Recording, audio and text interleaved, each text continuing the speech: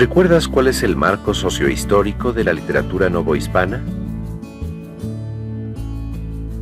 La Nueva España es el nombre que se les dio, en la época colonial, a las tierras que iban desde el sur de lo que hoy es Estados Unidos hasta Centroamérica, y duró de la caída de Tenochtitlan en 1521 a la declaración de la independencia en 1810. El virrey era la máxima autoridad en la Nueva España. Solo rendía cuentas al rey de España. Existían 4 clases sociales: los peninsulares, los criollos, los mestizos y los indígenas. Los peninsulares y criollos tenían los cargos importantes y los mestizos e indígenas eran los trabajadores. El sistema económico se basaba en el tributo que pagaban los indios al encomendero y este a su vez al rey.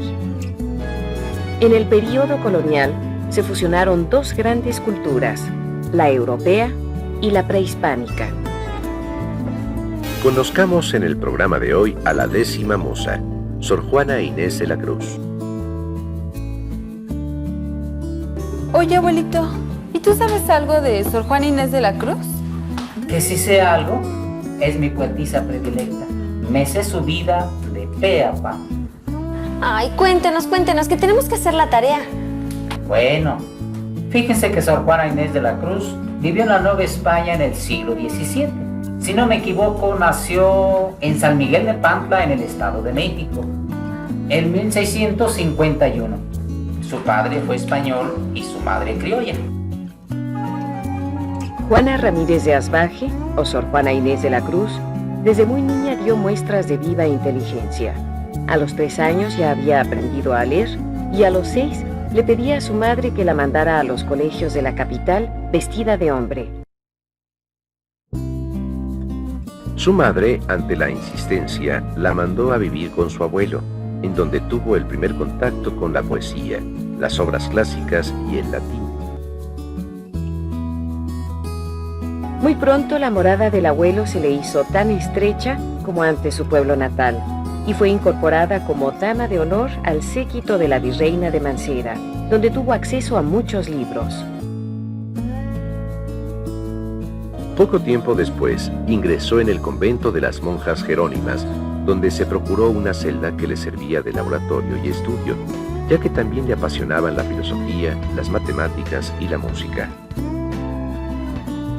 Ahí fue donde elaboró el grueso de su obra literaria y tuvo activa vida intelectual, ya que el convento era visitado por lo más escogido de la sociedad virreinal.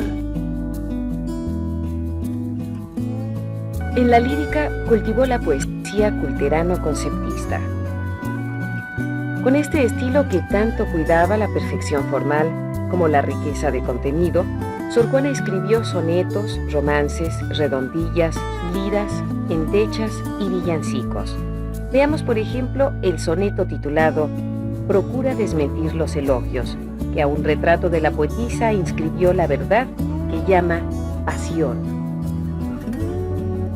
Este que ves, engaño colorido, que del arte ostentando los primores, con falsos silogismos de colores, es cauteloso engaño del sentido. Este, en quien la lisonja ha pretendido excusar de los años los horrores, y venciendo del tiempo los rigores, triunfar de la vejez y del olvido, es un vano artificio del cuidado, es una flor al viento delicada, es un resguardo inútil para el hado, es una necia diligencia errada, es un afán caduco, y bien mirado, es cadáver, es polvo, es sombra, es nada. Tratemos de analizar el contenido de este poema. Al parecer, el tema es desmentir la belleza que refleja un retrato, tal como lo anuncia el título. Veámoslo más detalladamente en una paráfrasis.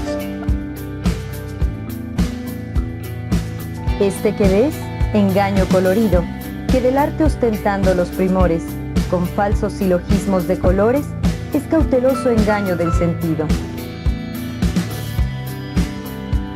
En la primera estrofa nos pone delante del retrato, diciendo que no nos dejemos engañar por la belleza del retrato, que también es un engaño fabricado salpicado por falsos silogismos de colores y dispuestos con tal cautela que pueden engañar el sentido.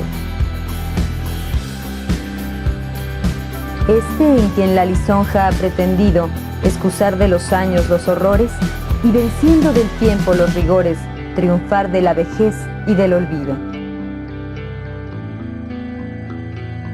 En esta segunda estrofa, Sor Juana nos dice que el pintor ha tratado de halagarla, quitándole los horrores de los años al pintarla en juventud, venciendo así los rigores del tiempo, la vejez y el olvido. Es un vano artificio del cuidado, es una flor al viento delicada, es un resguardo inútil para el hado. En este terceto, le da al retrato la definición de artificio vano, porque no le parece importante, flor al viento delicada, porque le parece hermoso, y resguardo inútil para el hado, porque en él ya no puede pasar el tiempo, ni podrá llegar a la muerte. Es una necia diligencia errada, es un afán caduco, y bien mirado, es cadáver, es polvo, es sombra, es nada. En este último terceto, Sor Juana se muestra más severa en su crítica, llamando a la pintura necia diligencia, afán caduco, cadáver, porque en realidad carece de vida, es solo polvo, sombra, nada. Podemos concluir entonces que el tema del poema sí gira en torno a desmentir la belleza que refleja un retrato suyo. Otro de los géneros que cultivó Sor Juana fue el dramático con las obras profanas, los empeños de una casa y Amores más laberinto y varios autos sacramentales de orden religioso. De su obra en prosa destaca Respuesta a Sor Filotea de la Cruz. El carácter de Sor Juana era enérgico, independiente, polémico y sensible. Su poesía es barroca, llena de giros, metáforas, latinismos, citas a la mitología y uso del hiperbatón, como se puede apreciar en el siguiente fragmento del romance llamado En cumplimiento de años del capitán don Pedro Velázquez de la Cadena, le presenta un regalo y le mejora con la cultura de versos elegantes.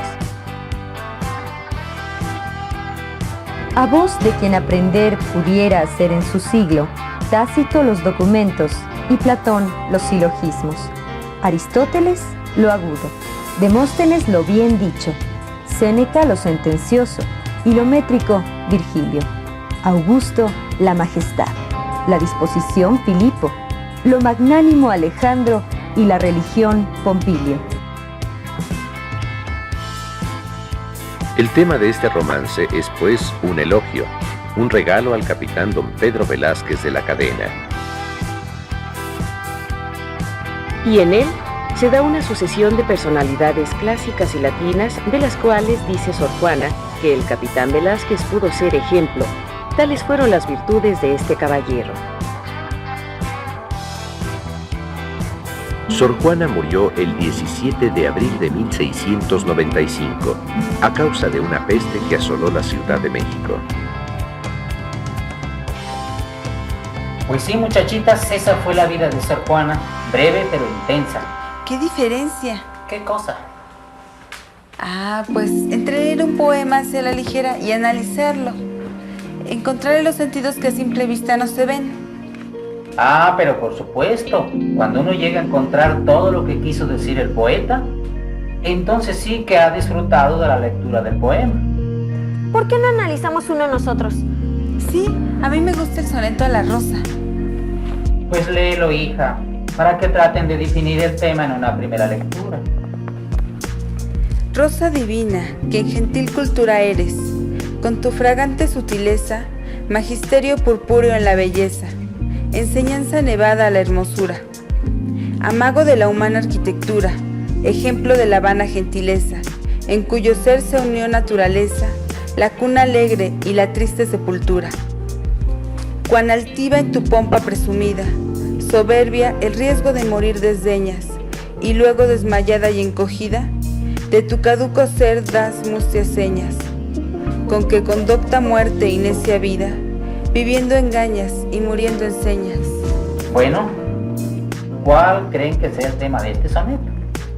Yo creo que habla de lo corto que es la vida, para que presumamos tanto de ella. Entonces, ¿tú crees que habla de la fugacidad de la vida? Sí, ¿no? Eso lo podemos comprobar revisando el poema. Bueno, en la primera estrofa expresa la belleza y majestuosidad de la rosa, ¿no?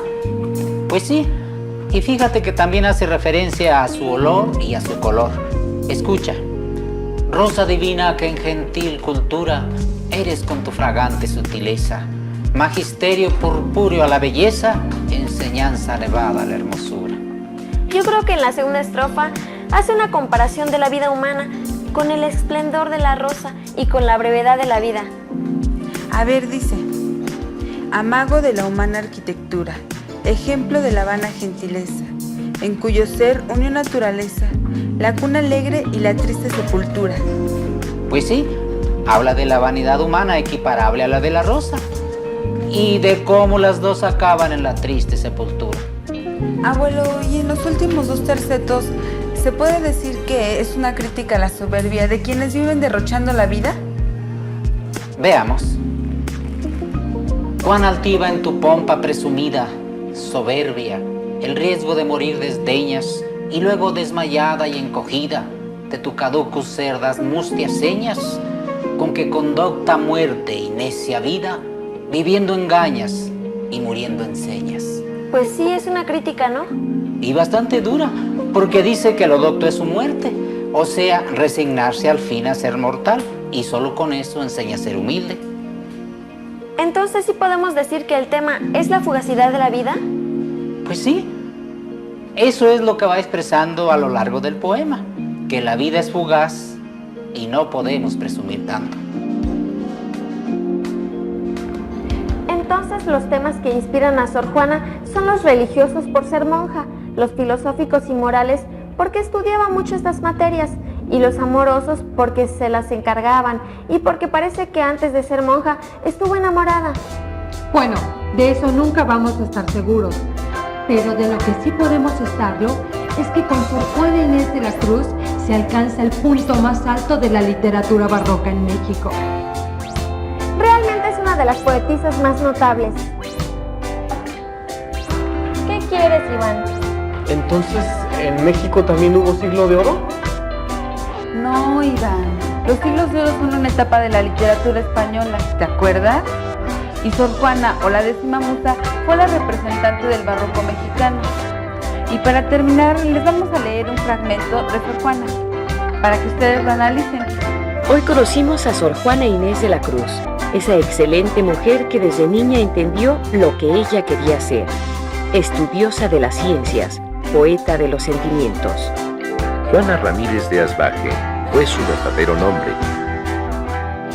Nació en San Miguel Nepantla, Estado de México, en 1651 y murió en 1695. Escribió teatro y poesía. De esta última, sonetos, endechas, redondillas, romances, glosas y liras, entre los más importantes. Los temas que la atrajeron fueron religiosos, filosóficos, morales y amorosos.